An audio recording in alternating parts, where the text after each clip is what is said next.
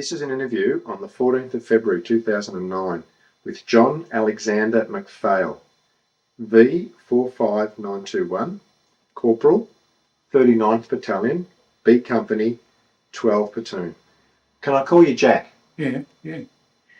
Jack, you were born in Rushworth and you were called up in the army in March 1941, or you were registered in 1941, but you were called up on the 5th of August 1941 and you joined the 59th Battalion, which was a local battalion, is that right? Yeah. And you went to Trail for training. What was that like? Pretty good.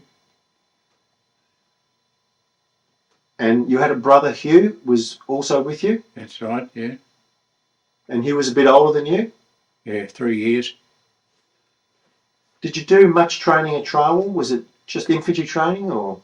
Oh yes, in general infantry training. And you spent a fair bit of time with the 59th up there? They were good blokes? Oh yeah. Well, I wasn't with that long because when they called for the volunteers for the 39th, we ended up going into that. And there was a number of men with you? A whole bunch of you went, about 10 of you? Yeah. Yes. And did you travel then from Trail down to, did you go to Caulfield or did you go straight to Darley? I'm just trying to remember how we got there, but yeah, we went there by convoy, I think, to Darley. Yeah, we did. We marched, we went to Bacchus Marsh, got off at Bacchus Marsh and marched out to Darley. So when they called for volunteers when you're in the 59th, what did they actually want? Did they wanted you to volunteer for a battalion that was going to New Guinea? Yes, it seemed to be that way, being formed for a special purpose. And at the time, well, there were lots of conjecture going on whether we were going to Darwin or where we were going, but it finally ended up in New Guinea. So. Yeah. And you were quite keen to maybe go to New Guinea with your mates? At that stage, I didn't know where New Guinea was. And I should have mentioned earlier that I was in the food industry, and I had a clearance. I didn't have to go into the army. I had a clearance coming through, and then when that happened, when the Japanese started to come this way, I thought, oh well, it's time to get in. So that's how I came to go to the 39th.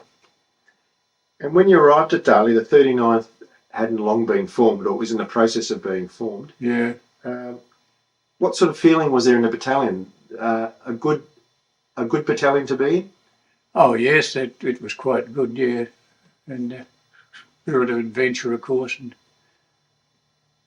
it turned out to be an adventure, fair enough. And it was mostly officered at that stage by the older World War I officers. Oh no, they were peacetime officers. There weren't that many First World War men, but they came in later. I don't know what the reason was, but they seemed to. I think the officers come in from the AIF. They were people that had seen a bit of action in the Middle East, and they thought they did better with them. And did you go in as a sniper? You were quite a good shot. Oh, I'd shot rabbits, yes. I didn't go in at that stage. I became a sniper later on, and I wasn't long in that before I became an NCO, so I didn't do much actual sniping. So what kind of training was at Darley? Was it just mostly infantry training? Yeah. Training courses, obstacle courses and that sort of thing, and long route marches. Yeah. There was a big exercise out towards Cressy called the Battle of Karangamite. Do you remember much about that? You couldn't very well forget it. It was in the middle of winter. It was cold, very cold, and just camping out, and the food wasn't so hot. And there was a story about hard-boiled eggs. Would you like to tell us about that? Yes, Lieutenant Moore, he said, I was in the same tent with him, and he went away somewhere, and food was pretty scarce. And another lieutenant came over with a couple of hard-boiled eggs for him, and I said, "Oh, well, leave them here, leave them here." And anyway, when Lieutenant Moore came back, he said, "Was anybody looking for her?" And I said, "Oh, yes." There was one of the other lieuts came in, and he brought a couple of hard-boiled eggs over. And he said, "Where are they?" And I said, "Here," and pointed at my stomach. And he said, "Oh, you shouldn't have done that." But it was too late at that stage. At Darley, you would have been training just with the 303 rifles and things like Lewis guns, would that be right? Yeah, that's right. There was no artillery much or anything like that. There were artillery units there, but they were AOF units. Yeah. And towards the end of the time at Darley, there was a march in the centre of Melbourne. Yes. Do you remember something about that? Yeah. I can remember seeing in the Sun about the Sun 10 soldiers marching through Melbourne. We were all cooked like yabbies, so we were pink. We certainly weren't bronze. And the boys made the best of the trip after they'd done the march. They had a few stings, and it was quite hilarious getting them on the train and so forth. Soon after that, around about Christmas time, on Boxing Day, you left by train for Sydney. Yeah. What was that trip like? Oh, it was quite good. No, I can remember them singing, "When I make my fortune, I'll come back and spend it in Melbourne town," and all those sort of things, and all the army songs, you know, we sung all the way up there.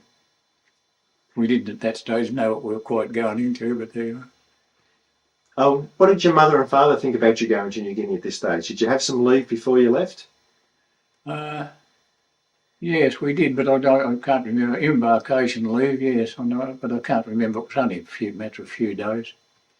And, I suppose they realised the seriousness of the position, so we went, and that was that. So you arrived at the docks in Sydney, and there was the Aquitania. It was a big ship. Yes, it certainly was. It was bigger than the rowboats we were used to. Yeah, there were troops pouring onto it. The 23rd ACAT, and another unit, I forget the other unit, but there was quite a few troops on it. And what was the trip up to New Guinea like? Can you remember much about that? Very peaceful, yeah. But the Pacific was as calm as a mill pond, and we can sort of see it yet, the fish following us, you know, what do they call the things? The dolphins. Dolphins, yeah.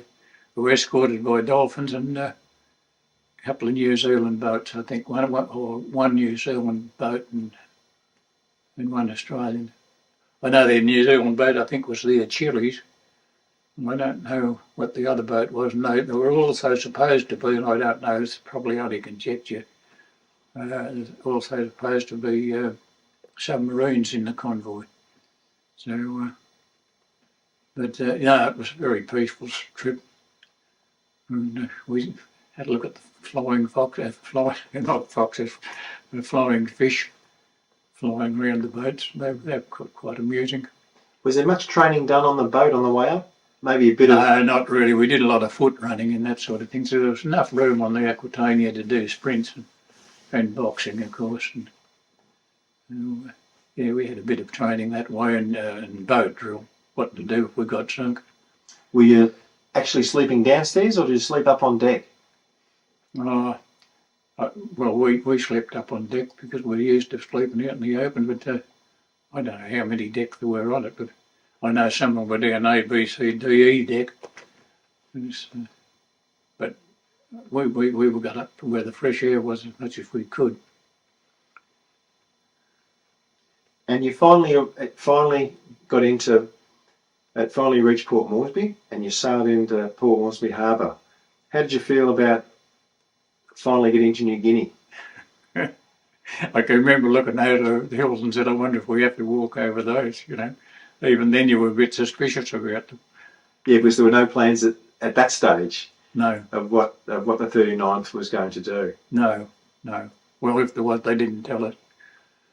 And, So then you offloaded off the Aquitania onto boats, and Yeah. then well, left the ashore. Aquitania couldn't get into the pier. It was too big to get into the pier. They had lighter boats there taking them off. And then you marched out to the 7 Mile, Yeah. and that was during the night? Or Oh, yes, it would have to be because we didn't get in until it was afternoon, I know. And I don't know. There were some nurses that would too. I don't know. I think they might have gone out to Murray Barracks. and when you arrived at the 7 Mile, there wasn't much there for you. I had a few mosquitoes. No, that was very. It was only one little narrow strip. It didn't have much resemblance to an aerodrome. But you didn't have much in the way of Facilities. tents, bedding at that stage. Where we just slept on the ground. There was no. There were no. I don't even know whether we managed to shower. I don't think we did. I know later on we're only getting one bottle of water a day to shave and everything into. It was, you wouldn't have had a very good shower in a water bottle. Because that was in January, and of course that was in the height of the wet season, so Yeah, the weather would have been very hot and humid. yeah. The mosquitoes liked it, but we didn't like it much. But see, we didn't have any mosquito nets. That was a problem. We didn't get mosquito nets for, I don't know how long it took, but anyway, we got them eventually. And the main job of the 39th at that stage, and for yourself, was to guard the 7 Mile drome. So did you then settle into a routine of making up a camp and Oh yes, we did. Yeah, we got tents eventually, and there wasn't any ACAC or anything there at that stage. ACAC artillery, aerial artillery, but they come along later. They kept the marauders off. and you just went round your sort of daily duties at the 7 Mile at the time, just guarding the airstrip from patrolling the beaches. So each company were allocated an area to patrol, and I think it was the Kokoda Beach, the ones we used to patrol, and was that down near Bootless Bay? I beg your pardon. Was that near Bootless Bay? Yeah, Bootless Bay. Bootless Bay and Kokoda Beach are practically the same thing. Did you witness when a aircraft got shot down, a Japanese aircraft got shot down in Bootless Bay at the time? No, we witnessed one getting shot down. That was about the first action we saw, I think. But it was shot down more inland. It was doing a reconnaissance apparently, and it got shot down. We ran a patrol out to it, but by the time we got there, the Bren gun carriers had crashed their way through to it, and have a look at it.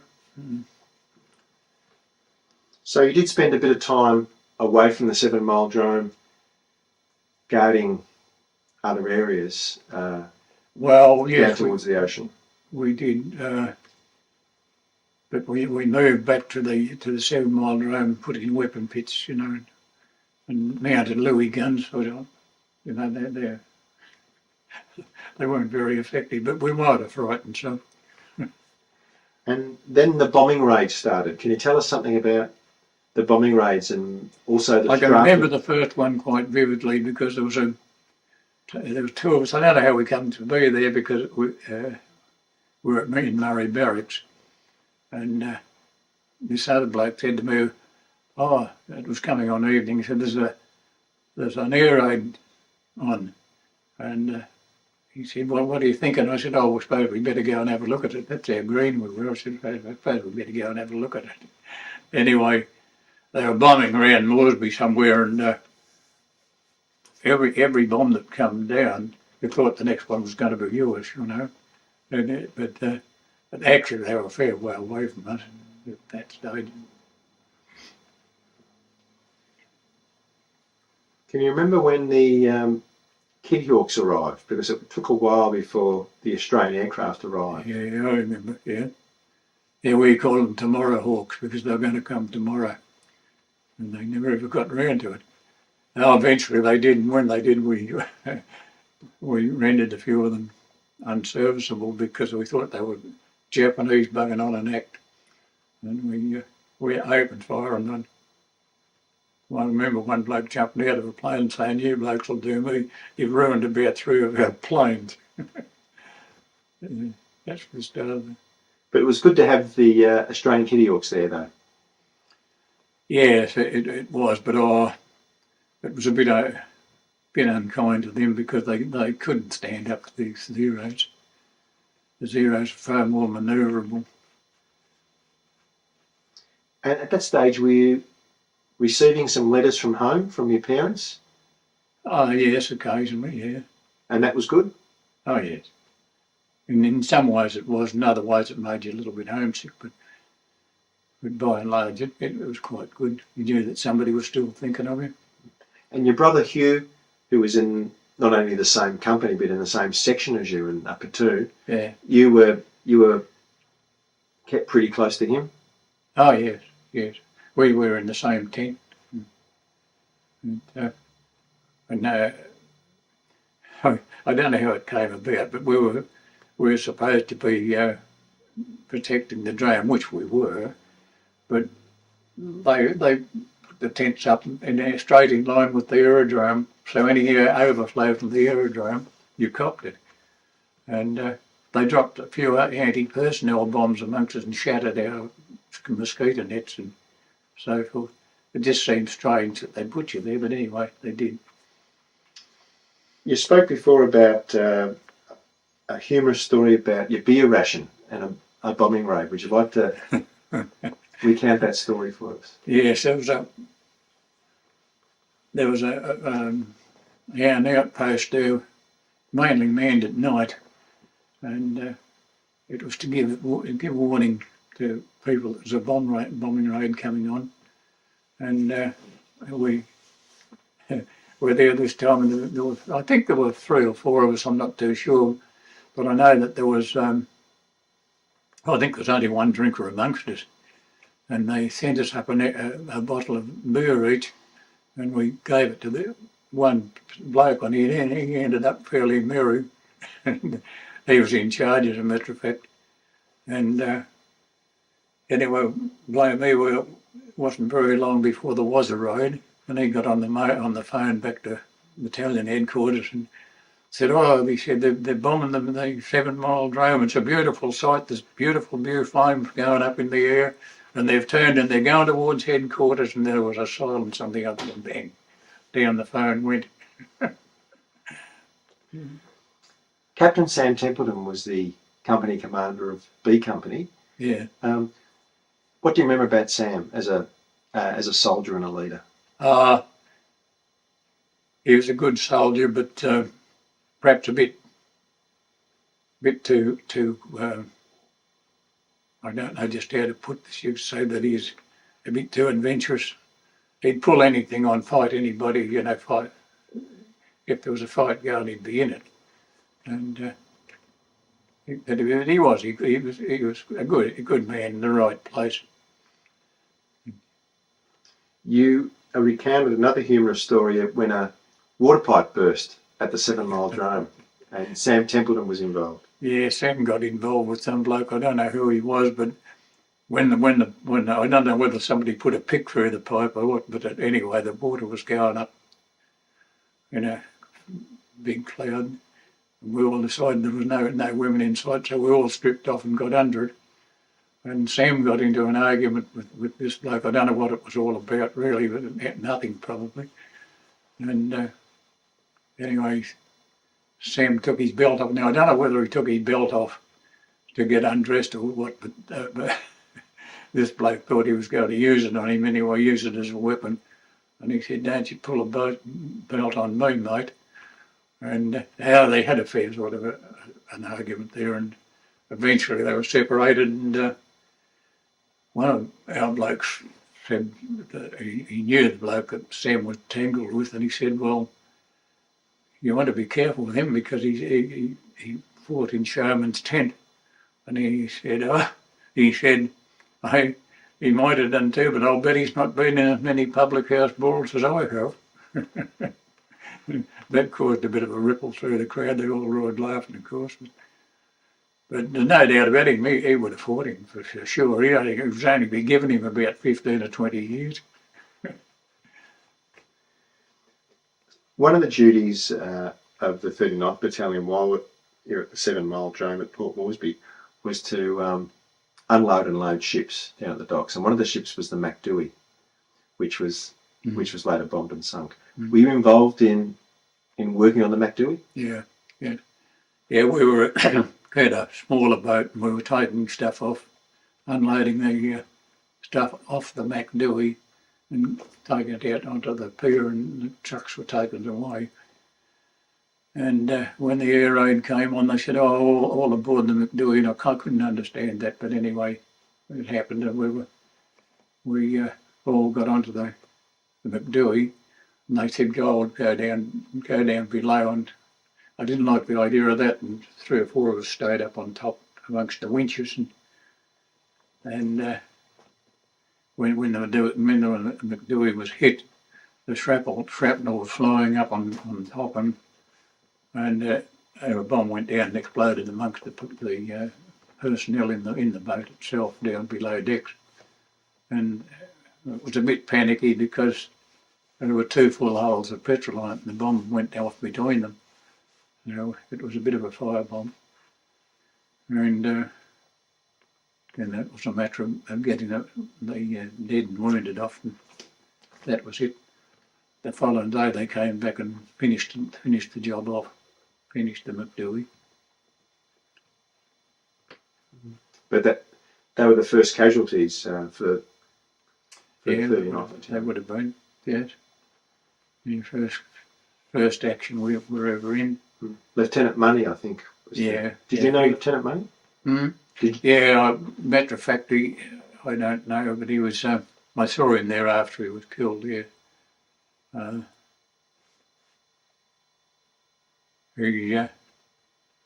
He'd been rather badly knocked about. I don't think he would have known what hit him really. But he wasn't in our company. He was with E Company, as I remember rightly.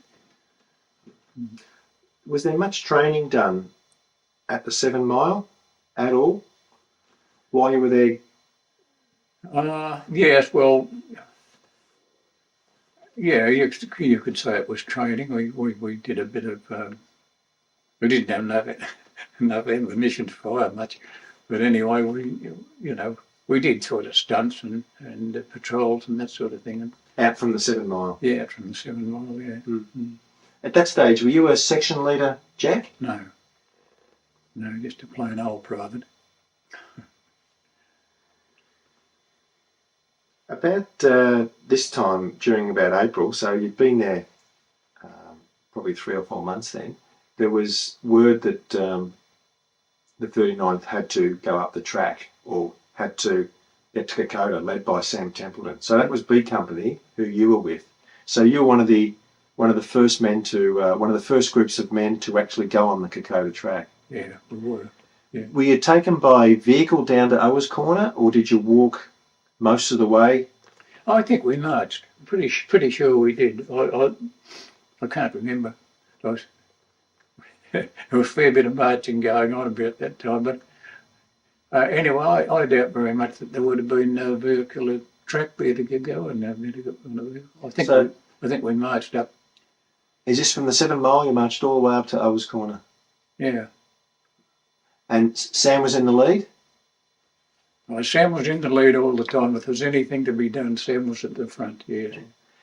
And when you left Port Moresby to go north, how did you feel?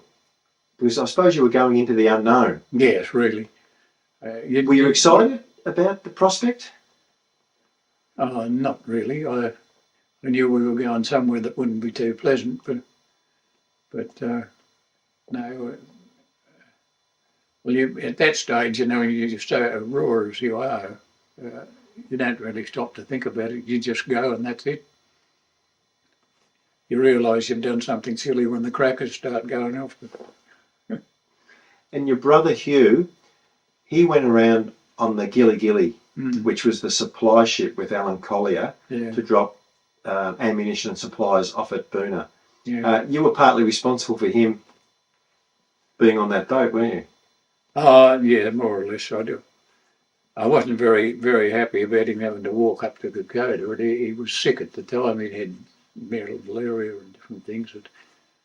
And I went and had a talk to Sam Templeton about it, and Sam seemed to be a bit astounded that I came up to him. But anyway,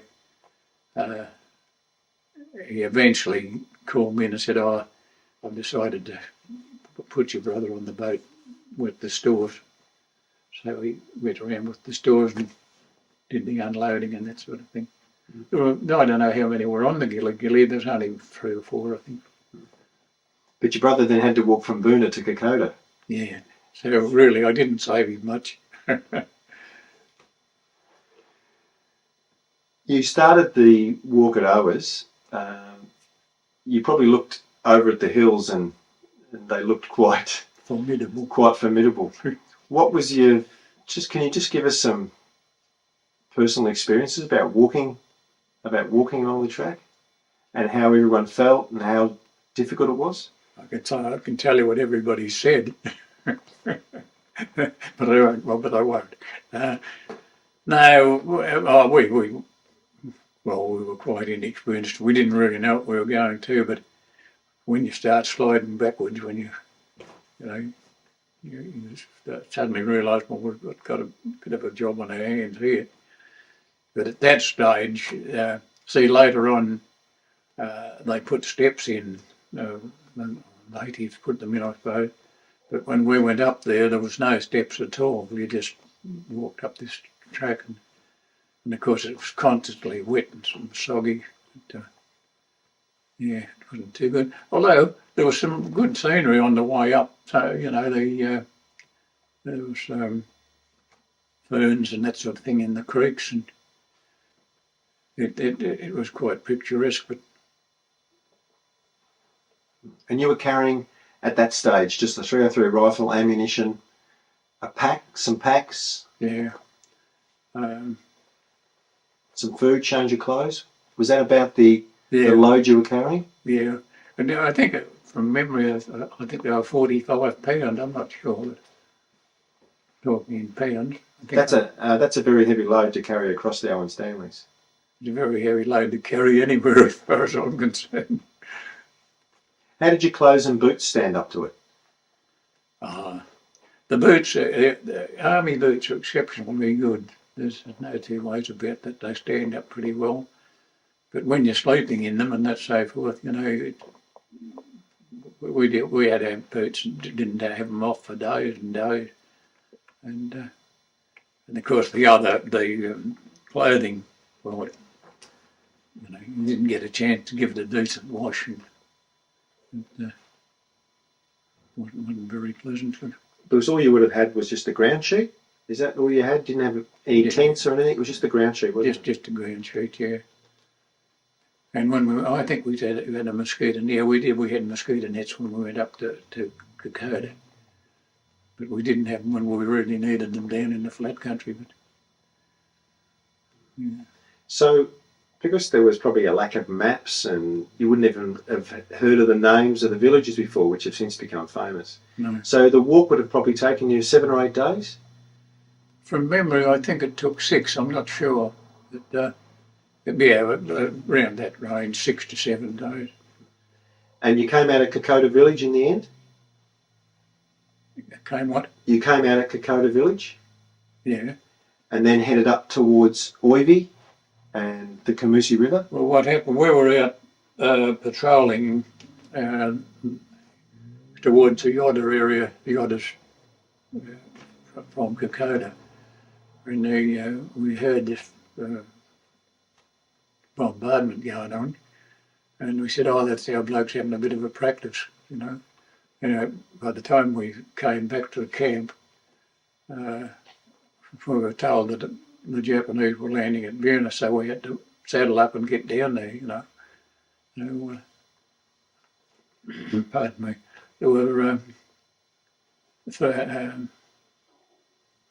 three platoons there, no, three platoons there, and old Sam said, well, we'll leave one platoon here to protect it from the air, and we'll march out and push them into the sea.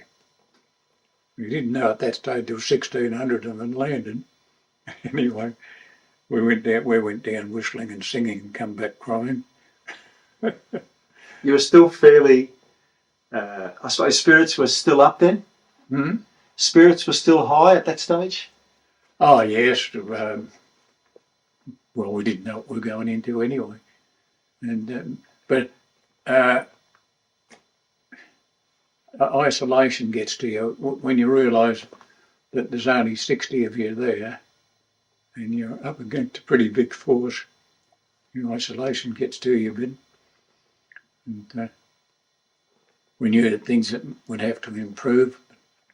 They didn't improve much for a while.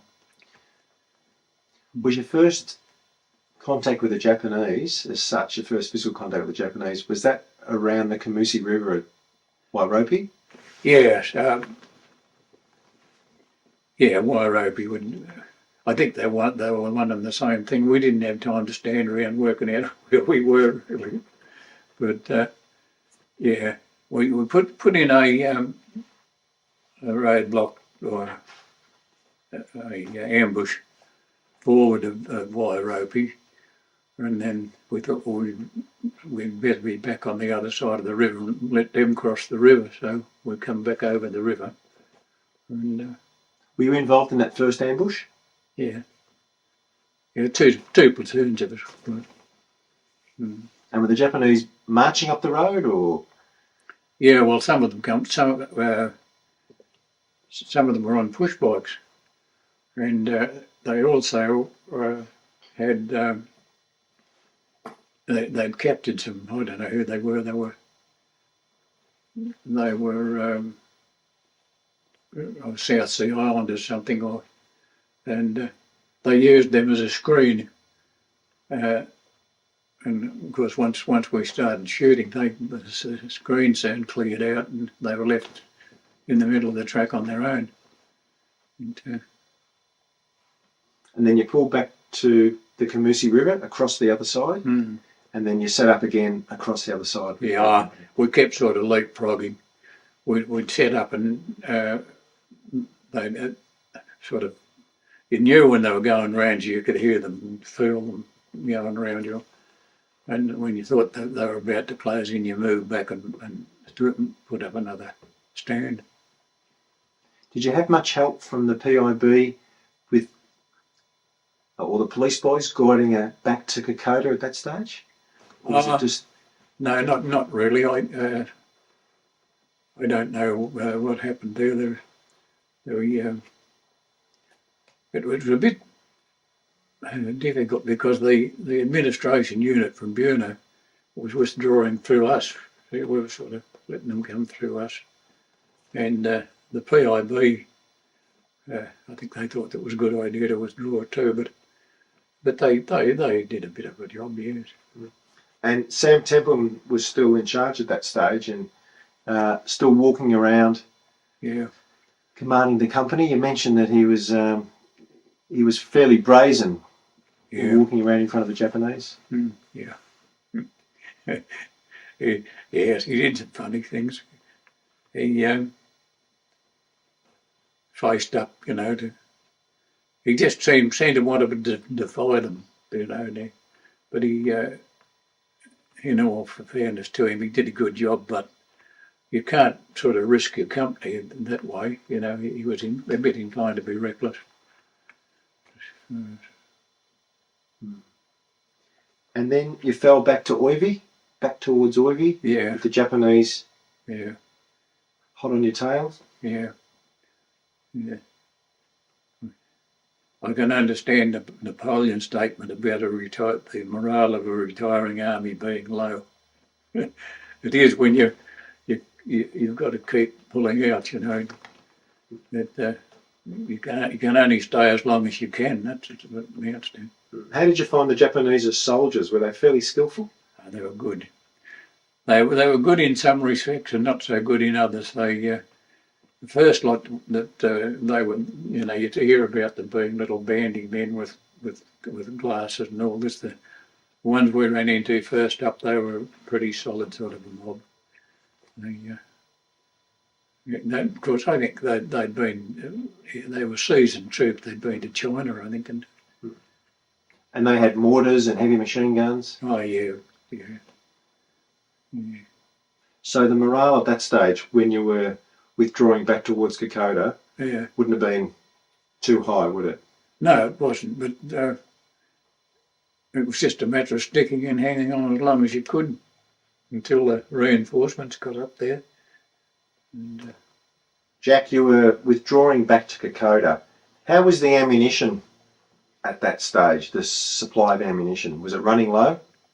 well, there must have been some more ammo brought into Kokoda by the time we got back there, because it was running low when we left Kokoda, when we were dumped out of Kokoda. But our ammunition, ammunition oil was all right. With the food supply and being on the run, I suppose, or withdrawing back from the Kamusi River, there wouldn't have been much chance to have a proper meal or eat at that time? No. We had food in an old rest hut there, and when we had to withdraw, we left it behind, and we were pretty hungry. And anyway, the three of us decided to go back and see if we could scrounge some of this stuff, sneak back in and get it. We went back in, and when we got there, I don't know whether it was the natives or the Japanese, but there was one tin of beetroot when we got there. All the rest was gone. And we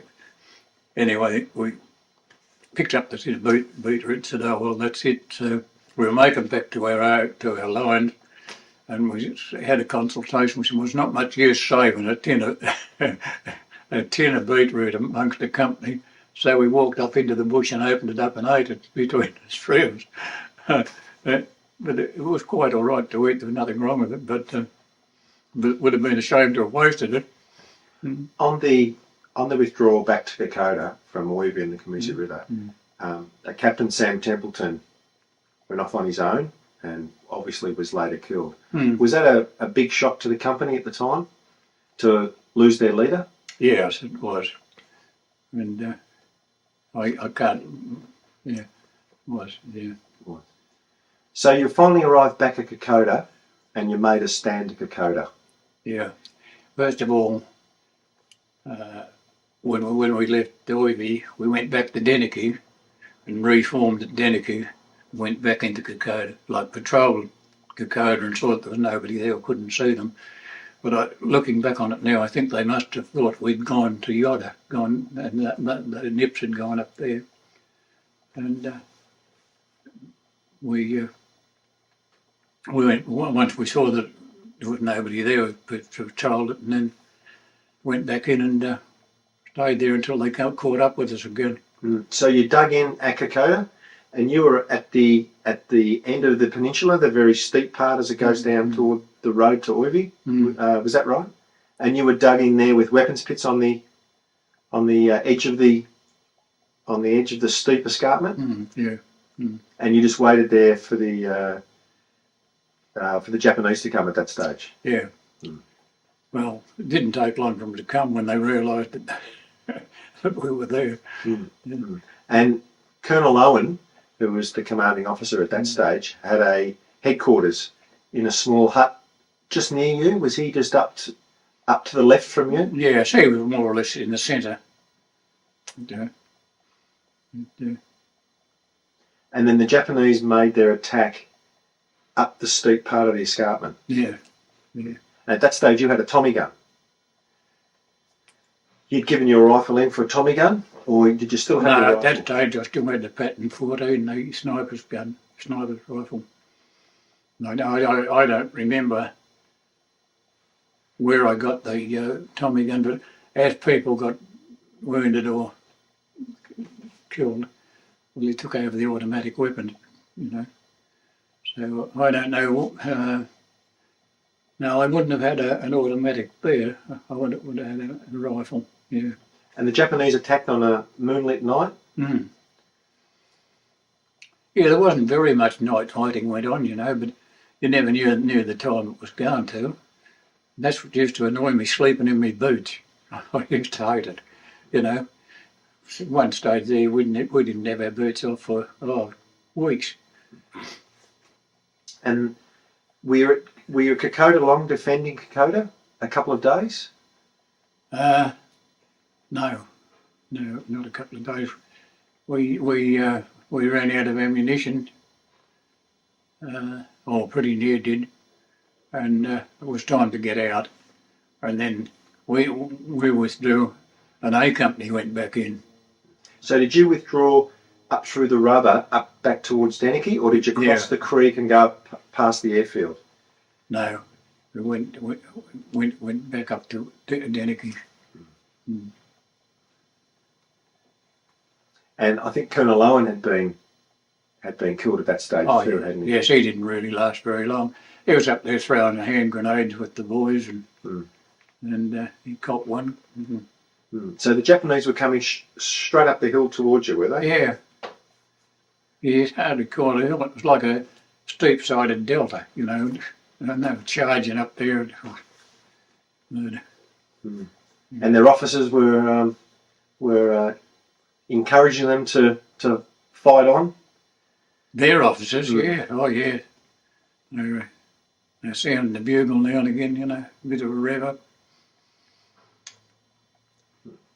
So you then withdrew back to Deniki, and did the battalion then? No, we went back to, we put in another ambush at Ora Creek, but and we weren't attacked there. They didn't come forward. And we had a standing patrol out in front, so that if they did start to come up, we'd know they were on the way, you know. But, I don't know that anything happened there until, see, when the 2nd 14th arrived there, their reinforcements, pardon me, arrived at the same time. And they clashed, of course, two lots of fresh troops. And that was at Ishirava? The 2nd 14th arrived at Ishirava? No, the 2nd 14th were more, same place as I was, between Deniki and Ishirava. And you were wounded between Deniki and Ishirava? Yeah, that's right. In August 1942? Yeah. Just you were wounded in the forearm? Yeah. And after that you were then? Walked back to Moresby. You went back to the RAP at Ishirava. And they said, well, you better get back because we think the bullet's still in there. But it wasn't. They said afterwards that the powder had sealed the wound, so they must have been pretty close. But I tried to work the bolt of the rifle that I got from this other bloke, and I couldn't, you know. So I thought, well, I better get back out of it. You know? Do you remember much about the doctor at Ishirava at the RAP? No, I don't really. I'm not too sure. I think his name was Shearer, but look, don't quote me on that.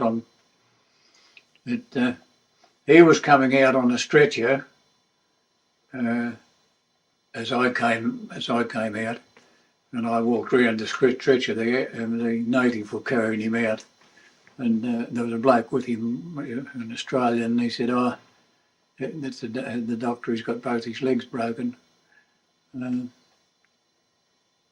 And there was another bloke there, I don't know where he came from. I think he might have been second 16th. And I started walking with him, and he dropped back, and I thought, that's funny, he's dropped back. And I went back and I said, are you all right? He said, no, I'm not really. And I said, what happened? He said, I got a burst through the guts. He had a machine gun burst. So I stayed with him and helped him as much as I could. And there were two of our blokes that had been wounded the day before, lightly wounded. And they were coming back in. I said, I'll take charge of this bloke and take him back. Don't take him back to the next stop. So that was the last I saw him. I don't know whether he lived or died. So you were wounded on the 30th of August 1942. According to your records, just before that, 6 days before that, on the 24th, you've been promoted to Lance Corporal. You probably weren't even aware of that. I wouldn't know you were aware of it. I know. But you did take some responsibilities in the section, didn't you? Yes, I was section leader from back at Wairopi. Is that because the corporal had taken over from the sergeant and so forth? Everyone had to maybe step up and be a leader if there was a leader that was missing? Oh yes, I think that's a fair comment. But somebody had to do it. Yeah. And Jack, after 6 weeks of fighting, was the 39th, and you'd been in action, because being in B Company, you were the first company in action. You'd been in action for probably nearly 6 weeks. What was your weight like? You would have your weight would have dropped right off you. Yeah. You went from 12 stone down to 10 stone. Yeah. And I know. That Gretzy, like with the name of Gretz, I don't think I'd have kind of got out only for him. I absolutely had it, you know. And I'd sit down and he'd get me up and say, come on, get up. You know, he kept moving you. Was he a 39th? Yes, he was the, he took over Joe Dawson's place. He ended up the sergeant of 12th platoon. When I don't know where Joe got there. I think Joe went down with typhus or something. I don't know what it was, but anyway. Yeah. When you were walking back as a wounded soldier, the walk back must have been particularly hard. What? Being wounded. Were you helped at all by any natives at that stage, or did you have to walk back basically? There were more pressing cases for the natives to handle than mine. You know, there were blokes shot through the ribs and everywhere. Yeah. It still would have been difficult, Jack, to walk back over that terrain, with an arm, with an arm that was sort of basically useless at the time, because you couldn't use it. Yeah. Yeah. Well, you had to walk back, because if you didn't get to the next stop, you didn't get anything to eat. They used to give us between two of us, I think it was, a tin of bully beef. And we had a midday meal out of that, and then we had to make the next stop to get anything else to eat that day. And you didn't have much of a sling for your arm, did you? No, it was a pull-through for a rifle.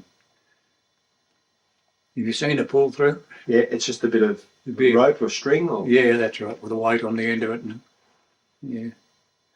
But, you had to have something there, I suppose, but because, it's a bit painful when it hung down. And there were plenty of, as you were going back, were there plenty of fresh reinforcements, AF blokes coming forward? Oh, yes, they were coming forward, or they were got forward and got into a static position. They were fighting. It must have been good at Ishiaraba, just going back to Ishiaraba, for the 39th to see the arrival of the 2nd 14th. You must have been pretty happy about that. Oh, yes, yeah. We'd have been happy to see anybody arriving. But they did a colossal job, particularly when we smoked all their tobacco. I often think of that, you know. They must have got sick of it, people bought them for tobacco going. But you probably hadn't seen tobacco for a I number know, of weeks. sometimes we at one stage there, we were using trade tobacco rolled up in sanitary paper. Anything for a smoke. And So it probably took 8 or 9 days to walk back to Port Moresby? oh no, we were doing, I suppose, I wouldn't have said much more than 7 days.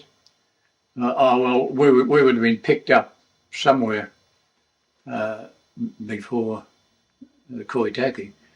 We'd got into a vehicle there somewhere probably about McDonald's Iolo or somewhere there. And you were taken back to a hospital near or at Koitaki? Yeah. And you're well looked after there? Oh yeah, yeah. And no worry, they were very good. The nurses were good. One of them said I had I suppose a 3 weeks growth up in it. The top set of teeth were broken in half, and as I walked in, I only had the singlet on. All my ribs were showing, and this sister said, "Oh, here's Jesus Christ the Second." I must have looked terrible, you know. Of course, everybody around you did. They're all like scarecrows, you know. They'd been on short rations. And, yeah. Were there many blokes from the 39th in the same hospital with you? Did you see any of your mates there? Oh, yeah, there would have been, yeah. But, and then on the 12th of September 1942, you were evacuated, or you're waiting for the hospital ship, the first hospital ship. Mm. The Munana, was it? Beg your pardon? What was the name of the hospital ship you were on? Sanananda. Yeah. And you sailed back on the Sanananda back to Townsville. Yeah. Mm. And then from there down to Tamworth. Yeah. Mm. And you arrived at a hospital in Tamworth. And you mentioned that the train trip from Townsville down to Tamworth, they drew the blinds on the train so people couldn't see the wounded soldiers. Yeah. Yeah, that's right. Well, I don't know where we could have gone. I've looked at the map since and I don't know, but it was probably only a line in for, well, probably wasn't a passenger line. It was probably just and I can remember a little kid come in, I don't know where he came from, and he looked at us and said, "Hello, suckers."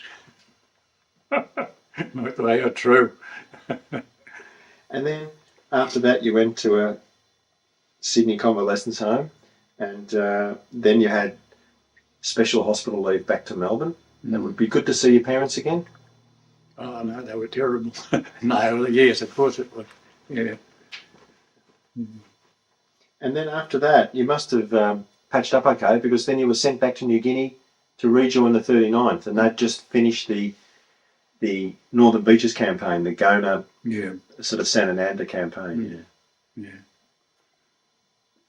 So you went back to New Guinea, joined them, and then the 39th was sent back in 1943 back to Wandekla in Queensland, where they were disbanded. Mm. How did you feel about the battalion being disbanded? I hated it. Because you really felt now an affinity with the 39th. Oh, there's nothing wrong with the 39th, but the Army in general didn't impress me all that much. And then you were transferred, there's a whole bunch of you went to the 36th Battalion. Yeah. And then back up to New Guinea again. So you were back and forward a few times, weren't you? Yeah, a bit of a shuttle service. And you went back up to Soputa with the 36th Battalion. Yeah. And they were getting ready to go to New Britain, I think. We went up to Soputa, and then we ended up at Lae. We were ready. We were going to kick off from Lae to go to Great Britain, New Britain, and that's where they called me in and said, "Well, what are we going down doing some instruction work?" I think they might have realised that I was getting a bit tired. And they flew you from Lae in New Guinea all the way back to Seymour. And you arrived in Seymour in a summer uniform and shorts in the middle of winter in July 1943. Yeah. And then you completed a infantry reinforcement instructors course, and then after that you went to Cowra as an instructor with the 1st Recruit Training Battalion. Mm. How did you find being an instructor with recruits? Quite good. As I said before,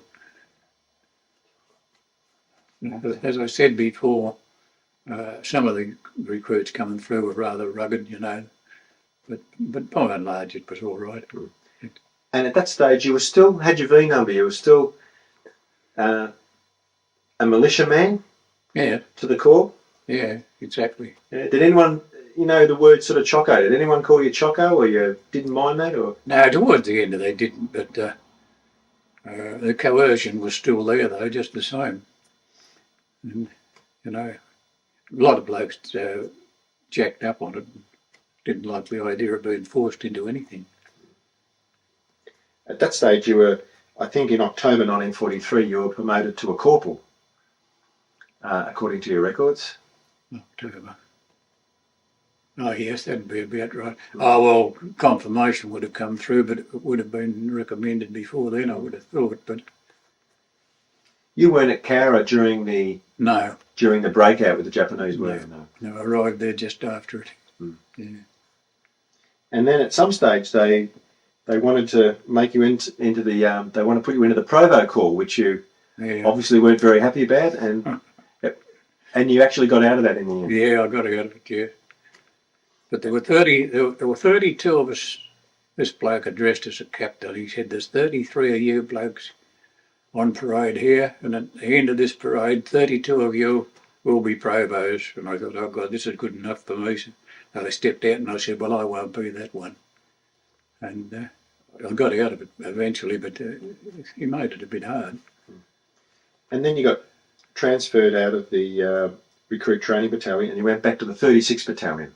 Yeah. After they came back. Mm.